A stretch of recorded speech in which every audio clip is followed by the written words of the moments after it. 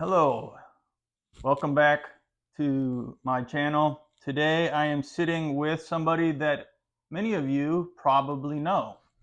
I am sitting with uh, Alexandra Union, Michaela Union, also known as Orthodox Boomer Grandma. OBG.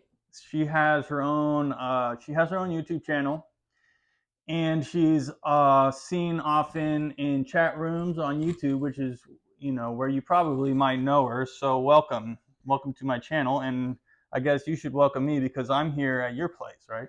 I was just going to do that. So, yes, here we are at our place. We are not sure what we're ultimately going to call it, but we're so happy to have Daniel coming and visiting us for a few days. It's been a very fun visit, and we've gotten to do lots of interesting things like visit the local St. Silouan Monastery.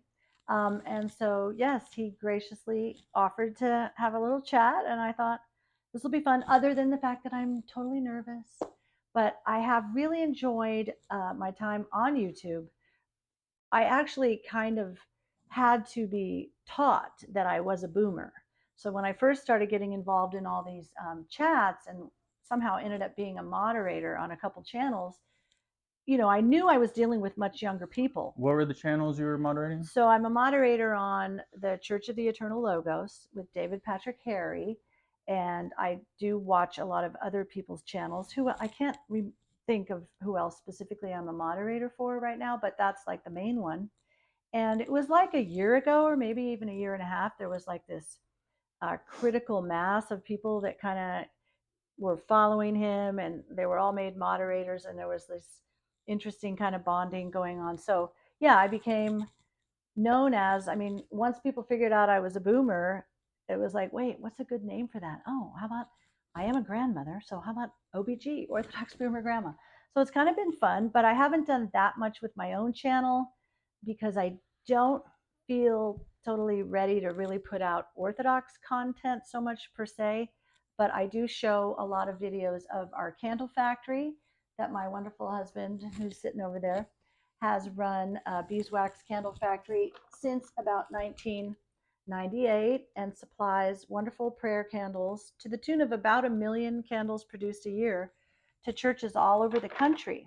And these are just some of our other pillar candles we're starting to make and some of our molded candles. So, yeah, we got married in 2016, 2016. And so I've been here with together. We live now in the candle factory. We built out a place that we're kind of calling a healing art center because we have an art studio where people could come and make their own art as part of their healing to take home with them. We have a couple of infrared saunas. We have access to the beautiful Red Hills, which is just like right out the back door, which will probably have a super bloom this year of flowers. And there's flowers that grow out there that don't grow anywhere else in the whole world. So it's pretty neat. And it's a special place. It's in an industrial park. So it's very private. You can kind of live I call myself a hermit wife. So in a way, I get to have a lot of prayer time, but also try to really help and serve my husband in the several businesses that we Yeah, have, including now we're starting to make these icons by Father Luke this is Dingman. a beautiful icon. The color just pops, and it's sort of a 3D. When you might not be able to see it. I don't think if you hold it up, probably can't see it from there, but it does have like 3D feel to it. So it's almost like a hand painted icon in that sense. Well, what's interesting is we had no idea what we were doing. So the woodworking equipment to make the boards came back to my husband, who had initially helped purchase the wood cutting equipment for the churches up in the Santa Cruz Mountains.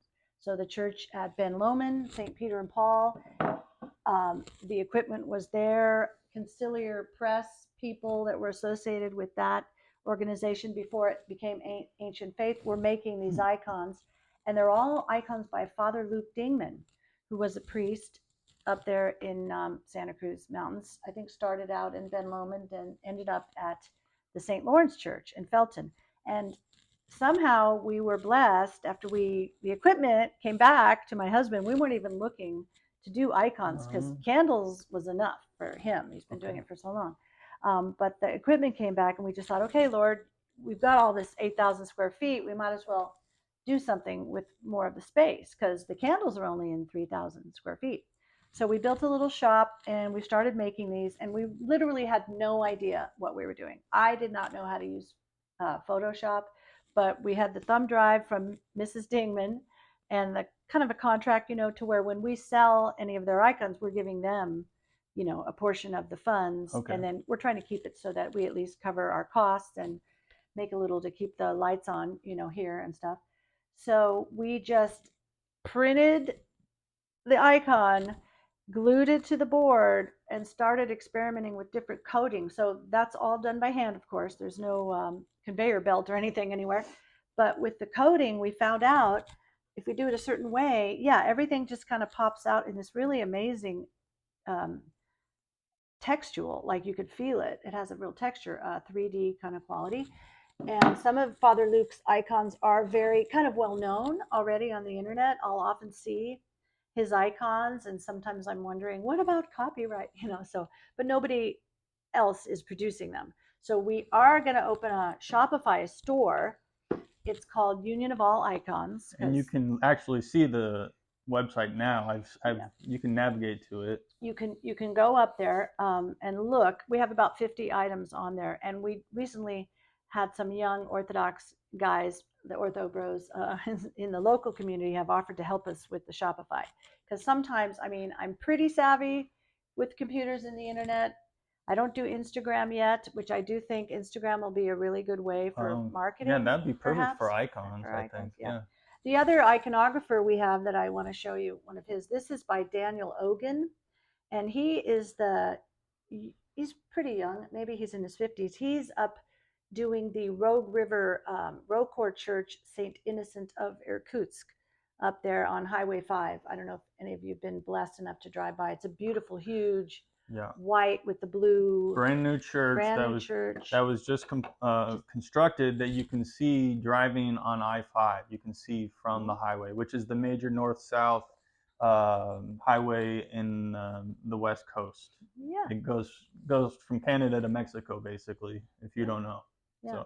So he's up there, and he gave us also permission. And so we have about 10 or 12 of his images that are going to be up on the website. And we're going to try to offer other things. Like we'll probably try to offer some of our candles in that environment. Most of the candles my husband sells are through, a wholesale website, and it's just churches ordering huge boxes of candles and stuff like that. So this will be a little bit more, it'll be retail, and so a little different type of a business, but we're looking forward to getting that open. And then meanwhile, we're just blessed to have all this space, and we were able to make it livable. We have a couple of RVs out in the back. My son and his wife are living in one right now, but Daniel's staying in the other one.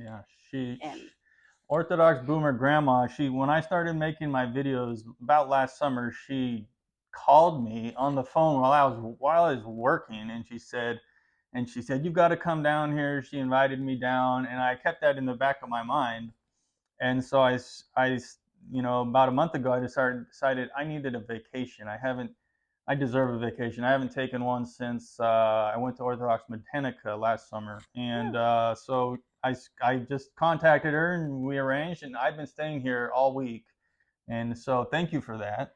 Well, you're very welcome. And what I'm really enjoying is that, so we started even a year ago. We had our first guest, but that RV didn't even have any dishes in it. It didn't have any homey touches. Now I wouldn't say it's covered in icons inside, but I'm really trying to make it like a very cell-like kind of environment, which it is because it's only 28 feet, but it's comfy enough. I wanted to say, you were mentioning how you're an ascetic or something. What did you say? Well, what I consider my lifestyle to be here is I'm striving to be an ascetic householder. Ascetic householder. Another way to say it would be a hermit wife. Hermit wife. I like I like the terminology that Father Seraphim Rose used. He encouraged lay people who aren't monks to live in a backyard desert, was the term that he said, backyard desert. And I like that very much, because that gives lay people a way, when he, with that in mind, to try to live a monastic existence It's the best that they quasi can. monastic, Yeah, because yeah. the key is having regular time. Like, I don't have to go out of the building or into town to work, so all of my work is here. A lot of it is cleaning and things that give you ample time to say the Jesus prayer, which we know, even as lay people, we are all allowed to do, we're called to do. Mm-hmm. And so there's perfect opportunities for that.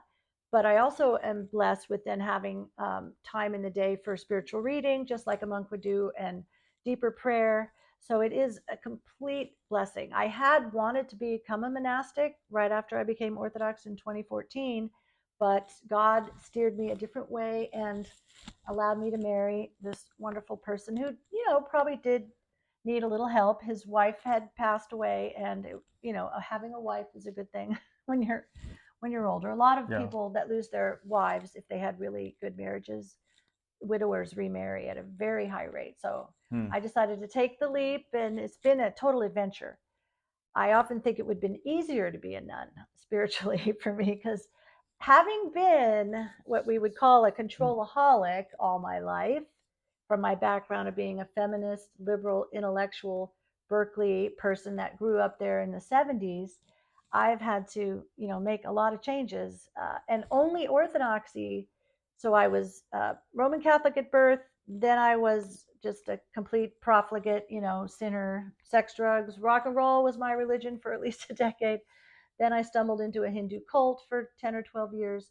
Then I met the Lord, and then it was Protestantism, and then about 8 years of Roman Catholicism before I started to say, I have to research this thing about the papacy. And that's what led me to Orthodoxy in about 2014. And it's the only system, I have to say system, it's the only theology, it's the only church that has actually given me the tools to really learn to repent and start changing myself, because my previous ways were just to try to always point the finger at other people, mostly my ex-husband and kids, to get them to change. So once I found Orthodoxy, it's night and day. It's totally different than any other Oh, Christian group. absolutely.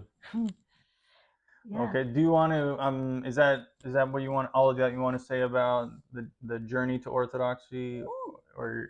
I can say more. How long have we been going? I don't want to, Uh, it's probably only been. we could go for up to an hour or even Yeah. more if you wanted. I mean, there's really no time limit Well, I could here. give a little more detail, because it kind of was a fascinating trip. Um, and I have written a book. It was initially called Confessions of a Controlaholic, Don't Destroy Your Second Marriage Too, because even after becoming Orthodox, there's always a honeymoon period when you get married. So being Orthodox and getting married, things were going along just so well, until I started to realize that my controlling patterns of behavior were still coming out. So I wrote the book mainly as a cathartic exercise, and also for me to really find out, well, why. I was a clinical psychologist therapist for 25 years. I never really went to therapy to really figure out or try to Hmm. understand more deeply my own conflicts or Mm-hmm. things. So the book helped me understand where it was coming from. And then I was able to just share the journey. The the main thing that probably set my style of how I would try to approach God was that my mom. So we grew up Roman Catholic, and then my parents all fell away in Berkeley in the early 70s. They had a divorce, which was just horrible wreckage, on the kids and stuff. And they went their own kind of hedonistic ways. And so us kids watched our parents and followed right along Hmm. and kind of upped the ante on their hedonistic ways. I mean, we could be way more intense than they were. But I ended up following my mom, who I absolutely Whoops. loved. It's okay. Oh. I wanted her to love me more. And I had never felt that I got that really from my mom. So when she took me to meet this guru, I just jumped right in. So I was in a Hindu group. It was called Siddha Yoga, um, and it was very popular in the Bay Area, especially in San Hmm. Francisco area, in the 80s and even the 90s. And there was a female guru who was, at the head of it, a very beautiful woman, and the whole spirit of this cult was, you can have you could have Jesus. Of course, they said they respected Jesus, plus all these Hindu practices that we were doing, which included worshiping and bowing down to stone idols. So I would dress in a sari and have the whole thing on my forehead with the bindi, and I would wave a tray of oil lamps in front of stone statues of mainly the previous gurus. So the cult was really a guru cult. And we were taught that we were supposed to worship the guru as God, and that we were to think of ourselves as God. But the problem was there was absolutely no purification, and the God was not Christ. So it was false gods and self deification through these meditative practices where you're just striving, to reach enlightenment or whatever. So I was in that for quite a while. And a lot of things happened. I mean, some of it felt very beautiful. Like I had out of body experiences, Yeah. I had visions, and it all seemed very lovely. But I knew there was something wrong with it when I noticed that whenever I would meditate, I would start crying sometimes in meditation. And I started to like just dig deep and figure out, well, why am I crying? And it was when I realized I'm crying because I know I'm not God at that point. I mean, I didn't know anything about prayer, in the Orthodox fashion, or even the idea of theosis. Good thing I didn't know about it then, probably, because I would have misunderstood it. But I just knew instinctively that I was a broken person deep inside. I think that's where the sobbing came from. So that's kind of what started me realizing I needed to search beyond this Hindu group. And through an experience where my brother had a health crisis, that's kind of what opened me up to be open to ask Christ to come into my life. Okay. So that happened in about 1995 or six, and then I immediately left the Hindu cult because I had an experience where I felt Jesus just really touched me and met me and showed me who he was, without any other human intervention. So it wasn't in a group or a church or anything. It just happened. But then I followed it up with church. So where did I go first? The Protestant. That was just right in front of me were all these Protestant churches. So I basically explored every Protestant church in my county, and I met a lot of wonderful people. I learned a lot of good things, but eventually that became like dry bones. And they were always trying to force me to speak in tongues and things. And I hadn't learned anything about how that might not be a good idea, Right. which Father Seraphim Rose has taught me now. And then after that, that got just very boring. And then I decided I should just go back to my Roman Catholic roots. Oh, okay. So I did that in about 2006 until 2014. When Pope Francis got elected and came out on the balcony, I had a shiver go up my spine, and I knew something was wrong with this person. And that's what started me researching Orthodoxy. And luckily, by 2014, you could find stuff online about it. So I found a really good blog by a young man who actually was one of Abbot Trifon's spiritual sons a long time ago. I don't know if he stayed with him or went off, but it was a blog called Ascent of Mount Carmel. His name was Jason. So Jason Lisk. yes, it was Jason Lisk. So he led me into Orthodoxy. It's pretty So I believe fascinating. I know him. Yeah. Yeah, I've met him. I don't know what happened really with him, but his Yeah, blog was he good. stopped making.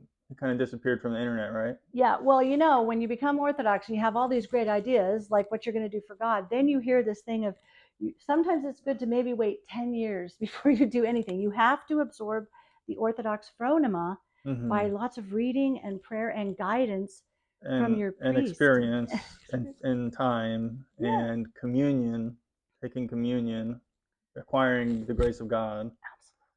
The Eucharist is the key to my life right now. I feel like I go from Sunday to Sunday to Sunday to live.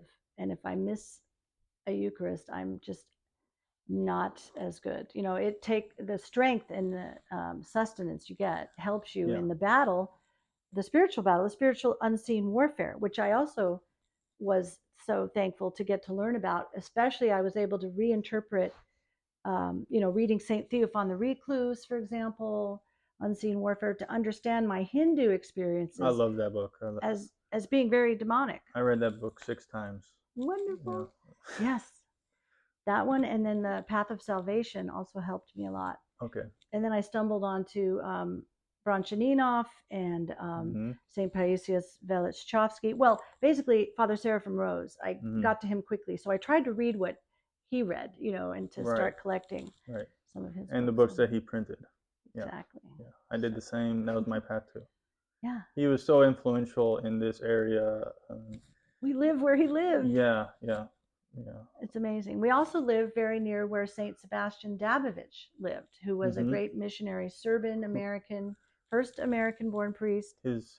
Yes, very prolific missionary, and his relics are near here within an hour. Within an hour. Hour and 15. Yeah.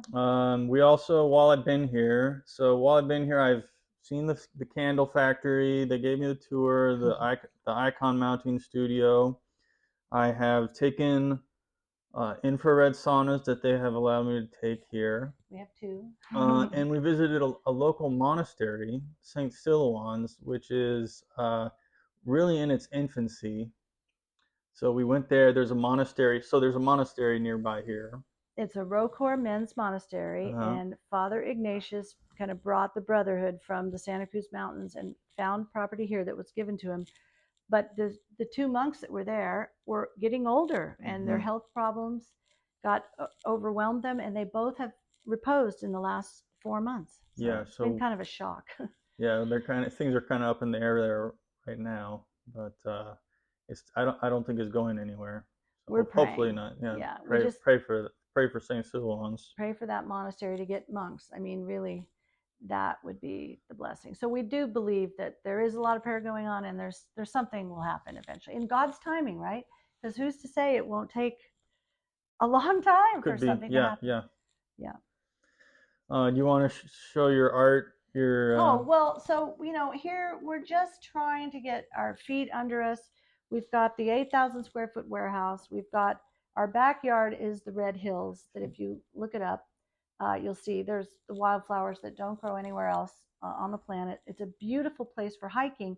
And when you get far enough out into the Red Hills, you really can get this desert experience.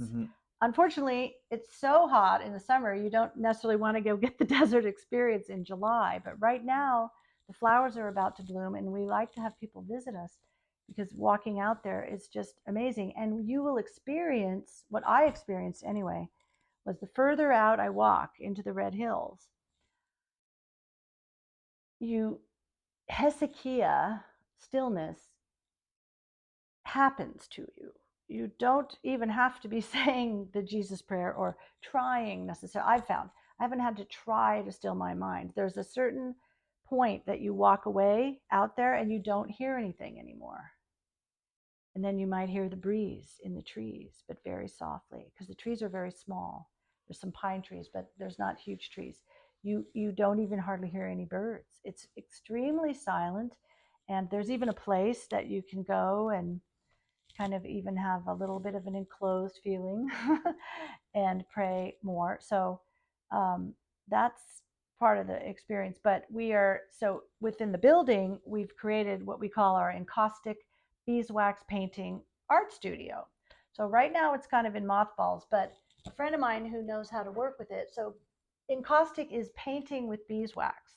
So my friend told me about it, and since we have all this beeswax laying around, actually, we don't even use the same beeswax that he uses for the candles. We use these little pellets that are whiter because you don't necessarily want yellow. Right. But you melt the beeswax and you create this medium with a certain ratio of beeswax melted to a resin. It's resin or it's something so that when you're done making your beeswax object, you're done painting it, it'll harden. The resin makes it so that if you happen to put it in the sun, it's not going to melt away. So this friend of mine just made this, and so I would just call this a piece of art. Like, this is not really an icon, but she used a paper icon of Mary and glued it on here, and then the main work is kind of around the edge of the icon. I find it really just kind of cool that Yeah. it makes it looks like this could be 300 years Yeah, old. that's what I was gonna You know, say. and you're not going to pass it off of that as that, of course, but it's fun to work with it. Hmm. And you can have different tools where you can carve in it after you're done. And you have to take a heat gun, and between every layer of the beeswax, within which you might even put dried flowers or other things. You can build up layers with the different layers of wax, and then the heat gun in between fuses them. So this one doesn't have a lot of stuff in it, but I've been experimenting a little bit. Um, but what's really cool is at the end, when the wax and the resin that you've painted is still, it's my clock, it's a musical clock. It drove Father Peter here is crazy when he was here. He did a live stream. Um, you can take this, very affordable gold powder, which is not gold leaf, but it's really fun to work with, and you can kind of smear it on and get the patina that you want with whatever color. Like this happens to be gold, but I made one, using blue glitter. I actually made a really interesting one with a picture that I printed out of Father Seraphim Rose. Honey, you want to go grab that? I do want to show the Father Seraphim Rose piece. It's right in there. Can you go? Thank you. When you're working with the encaustic, you're using this heat gun, and the heat gun can sort of blow the wax around. So things change rapidly when you're working with the heat gun. And so I did this piece, so I printed out, um, you know, a copy of a piece of art made by somebody else. So I would never sell this or try to pass it off as mine. It was just more like an exercise to try to see what would happen just playing around with the encaustic. And I was testing what the different colors of gold glitter, what they did on the object. So this is Father Seraphim Rose, of course, and it's just a photograph printed out on computer paper, which I glued down, and it's pulling up. I probably made this in 15 minutes. So it was just at the beginning when I was experimenting. So I've never really done anything that would maybe give it justice. But so I mounted a little piece of a stone here. And as I was working with the um, heat gun, I wasn't intending to make a halo around him, but all of a sudden, like I'm using the heat gun and the white wax is blowing and kind of making this shape. And so I thought, well, I'm going to leave that. Glory to God, because I do think very highly of Father Seraphim Rose, and I think he might be glorified one day. So the halo kind of appeared on its own, and I put blue glitter there, and some purple, and then I just took a tool to make little dots, just mainly to see what would happen when I was experimenting. So I like it, but again, it's just something that I made at the beginning. So we would like people to come and make their own, and then they could take them home with them. Yeah, there you go. So they have a place here, the place they call it, the Union of All Orthodox Christians Healing Art Center, but Healing that's Arts Center. kind of a long It's name. long. Yeah, They're working with the name. They're trying to figure out what they're gonna do yet. It hasn't taken a final form, exactly. but they want people to come and experience Orthodoxy. Be family together, Yeah, be refreshed, yeah, yeah. hang out, get to know each other better, which Sure. we've been definitely doing, and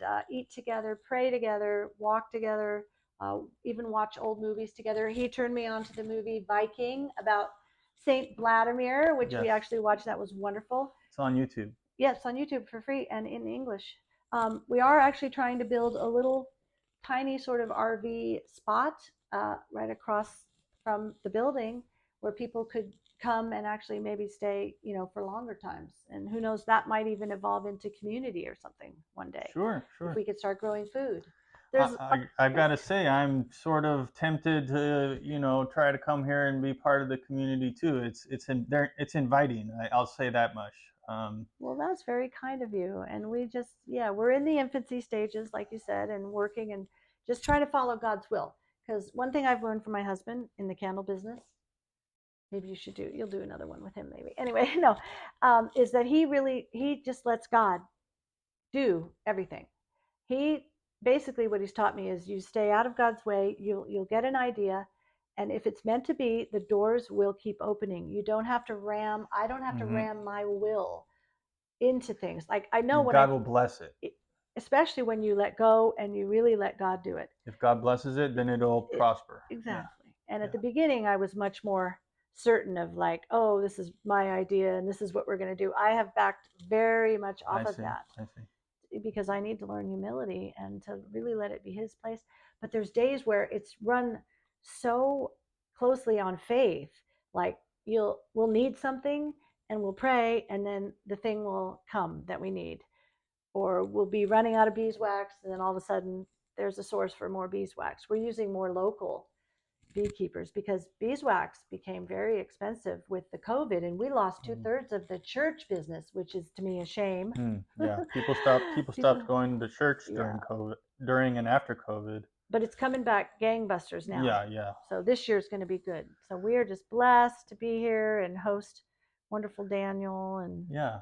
hang out. So, like I said, Orthodox Boomer Grandma hat. It's you have a YouTube channel. It's called Orthodox Boomer Grandma, right? Yep, that's it. So And you I can subscribe to her there. And if people wanted to get in contact with you, how would they do oh, that? email. It's Email. so it's doctor, so dr dot alexandra dot union at gmail.com. And yeah, you can email me. We can talk.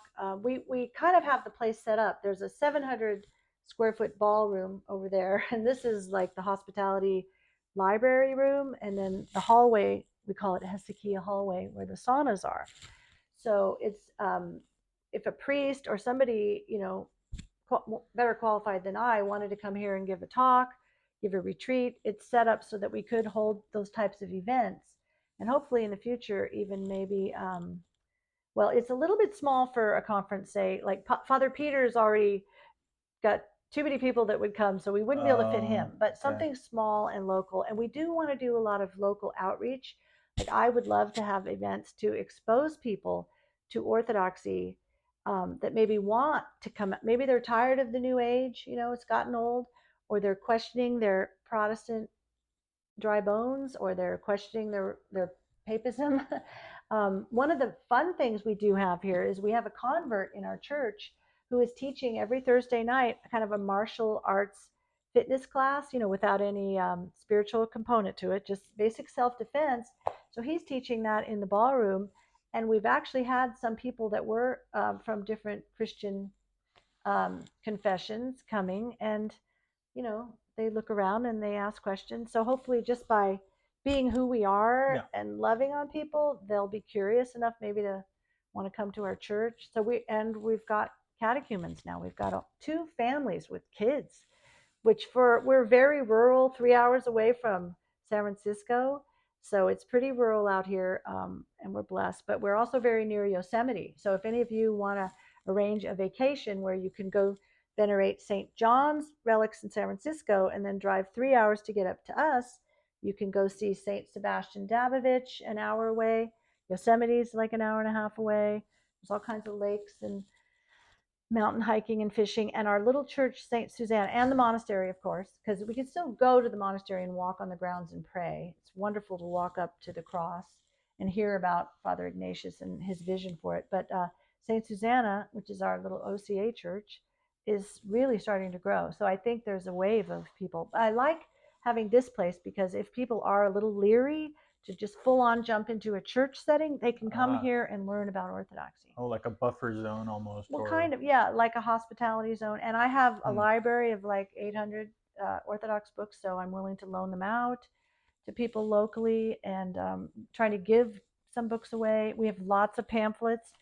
There's a new casino going up nearby, and I even have fantasies of going and handing out tracts. So we'll see if my husband lets me.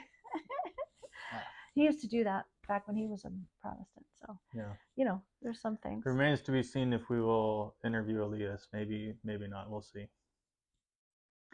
What else? Is there anything else that we're forgetting to I'm talk having about? fun. You're I having don't, fun? I You want am. to keep going? I Well, I mean, think it's, she's been telling me her life story over the last several days, and this book that she's written, the Confessions, it's really wild things. I mean, I told my story a little bit. I didn't go into too much detail, but I had a few wild things happen to me. But she almost, blows me out of the water with what's happened. All the things that she's gone through. Well, the providential things of knowing that, I mean, the amount of sinning I was doing as a young person with substances, for example, and Mm-hmm. risky behavior, looking back, it's very easy to say I could have died, 7 or 8 times by situations I willingly put myself into, dangerous situations. So I understand women that are driven to do that. I was like that. I coped by having this real false bravado of thinking nothing could ever hurt me, and that seemed to serve me towards like going and getting a PhD. I became a fighter, Hmm. but looking back now, I can just see where God definitely had His hand on me to keep me alive, to guide me to the next step and the next step, to finally bring me to the fullness of the faith. I didn't find orthodoxy until I was 56, and that, to me, it's almost like it's a crying shame. Orthodoxy does need to get out there a little bit more Mm. so that people maybe can find out younger, earlier, because the beauty and the truth and the goodness are fully and completely in Orthodoxy. And Y- there's pieces in everything else, and we carry those pieces with us, but the fullness is only here. And it's such a Yeah, blessing yeah, to and have. I think you are helping with you really are doing work on YouTube, I think, because people sense your enthusiasm. It really comes through when you're in the chat and you're commenting.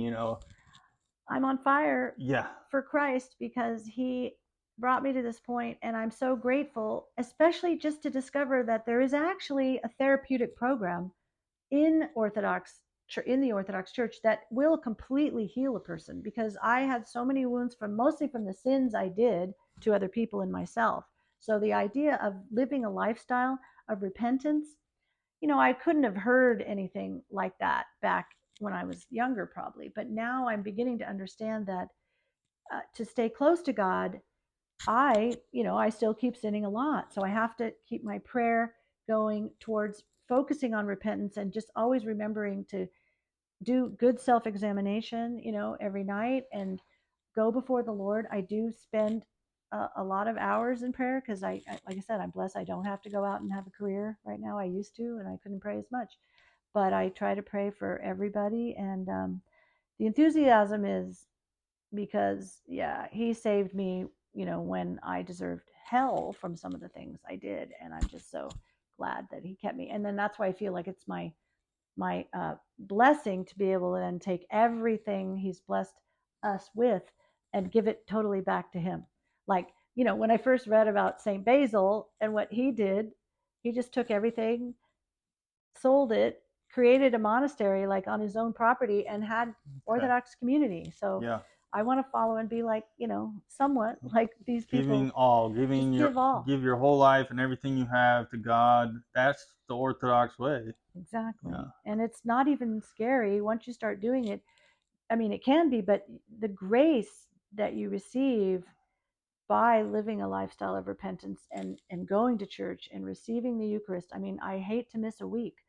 It's like, okay, I'll make a joke, but it's an adventure. It's fun, it's exciting, and I can't help but say it's the best party in the world. It so far outstrips any partying I used to do as a young person, and I was just always seeking for that high, Sure. through the wrong ways. But I am higher than a kite Yeah. most days, You're not the now. first person I've heard Yeah, people. from joy. Yeah. A party. It is. It's like so much grace.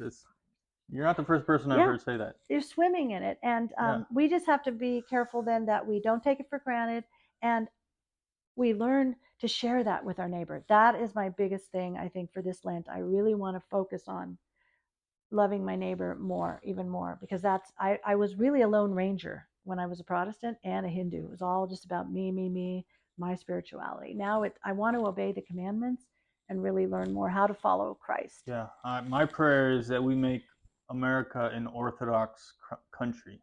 just organically by spreading it with the love. Yeah. I like to think big. Amen. So, No, and I think you are on a great track, and I really like your channel and oh, thank you. Thank you. respect it. And yeah, you gave me the courage to actually just even do this, because he asked me before and I said yes, and I'm like, no, no, no. She backed out, But yeah, I but backed out. But I came all the way down here just to get an interview from her. But I just hope you guys are blessed. And, all my friends out there, if you're watching like Slow Boy Whiteboard and Jethro and Crispy, who's got a new name now, Alex Baldwin. I keep track of these things. All my Shout outs. I call them my like ortho, yeah, my ortho bros. But that's actually funny too, because it's turned out that there's like 5 or 6 of them, young men that have recently converted, that saw me on YouTube, and now they live close enough that they're coming to visit. It's not Oh, all through nice. YouTube. It's starting to create real Yeah, community. yeah, Well, and you, especially with you, come first. yeah. Amen. Good. Okay. Well, thank you for this, and Thank you. Thank you. thank you to Yeah. Orthodox Proven Grandma, and Email us. email her, and that is our show for today. God bless you. Thank you.